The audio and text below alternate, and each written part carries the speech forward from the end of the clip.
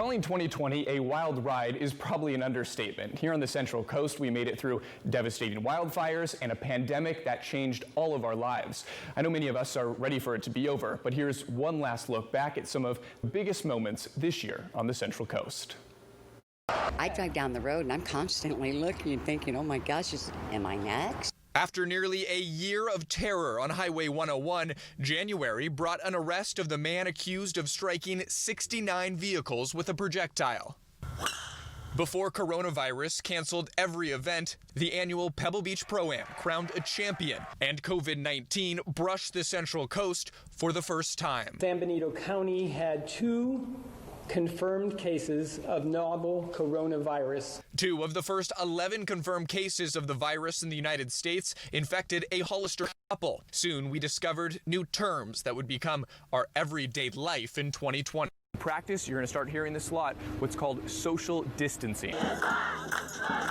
Meanwhile, in Santa Cruz, graduate students continued to strike over what they called unfair wages. And the March primaries brought an historic recall in the city. Then on March 17th, our world flipped upside down. The Central Coast entered its first lockdown, closing everything not deemed an essential business. And 3 weeks quickly turned into a new way of life. We're not going to significantly loosen any shelter-in-place restrictions until we see a peak in our curve and then a drop. Some businesses were forced to close, while others continued to teeter on the edge.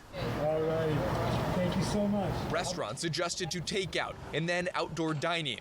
We introduced face coverings as a regular way of life, and many stepped up to give in a time of desperate need. Try and make a little bit of a difference in someone else's life. As we approach summer, a new topic took over the national and local spotlight. Black Lives Matter! And calls for justice have already led to some changes in police departments in our area. We have to admit that what we have been doing is not working.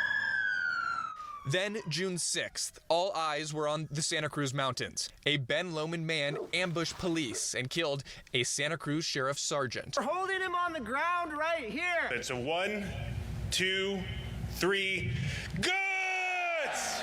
And Damon Gutzweiler was honored for his service, kind heart, and vibrant smile.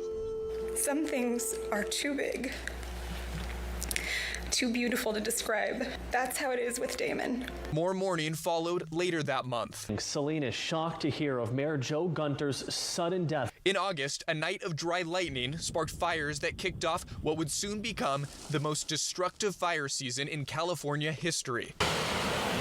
In Monterey County, fires grew thousands of acres, prompting evacuations. While in the San Lorenzo Valley, more than 50,000 residents had to leave their home. We've got COVID. We've got this. When flames dispersed, we watched the aftermath, leaving more than 900 families without a home. Out here was our dining room. But SLV Strong bonded together on the road to recovery. It's going to take some time to heal.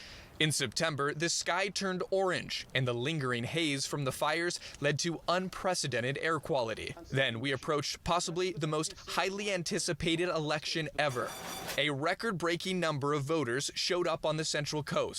And approaching the holidays, coronavirus cases spiked like never before. Every indication that this will probably be at least double the summer surge. But the year ends with hope on the horizon as the coronavirus vaccine reached the Central Coast.